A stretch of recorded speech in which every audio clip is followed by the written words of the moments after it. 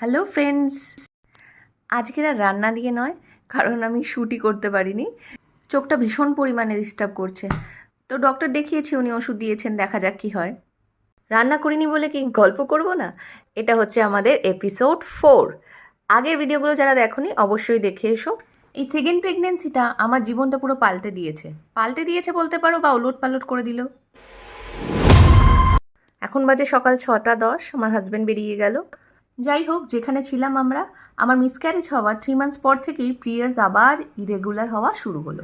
Normally try করেছিলাম 5 months থেকে, but সেই একই প্রবলেম। 6 মান্থস পর আবার ডক্টরের কাছে গেলাম, একই কথা বললেন, মেডিসিন খেতে হবে, না হলে তোমার বেবি হবে না। কার কার এমন হয়েছে বলবে কমেন্টে। কিট নিয়ে প্রেগনেন্সি টেস্ট করছো, বাট নেগেটিভ রেজাল্ট দেখে ততবারই হতাশ হচ্ছ। হ্যাঁ, আমার সাথে হয়েছে।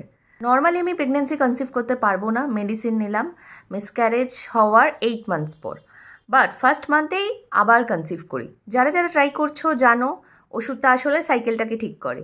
14 ডেজে ওভুলেশন হয়। এই সেকেন্ড প্রেগনেন্সিটা আমাদের কাছে আনন্দের থেকে আরও টেনশনের ছিল। নর্মালি মেডিকেশন চললো, শুধু প্রোজেস্টেরনের ইঞ্জেকশনটা এক্সট্রা নিতে হতো, উইকলি 2টো করে। সব ঠিকঠাকই চলছিল।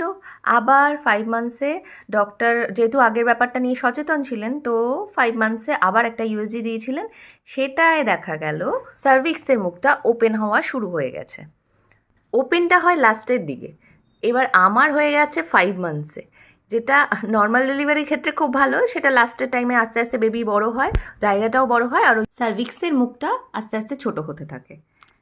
ডক্টরকে রিপোর্ট দেখাতেই ডক্টর বললেন যে তোমাকে অপারেশন করতে হবে, সার্ভিক্যাল সার্কলেজ। 5 মান্থসে কিন্তু অপারেশনটা রিস্কি।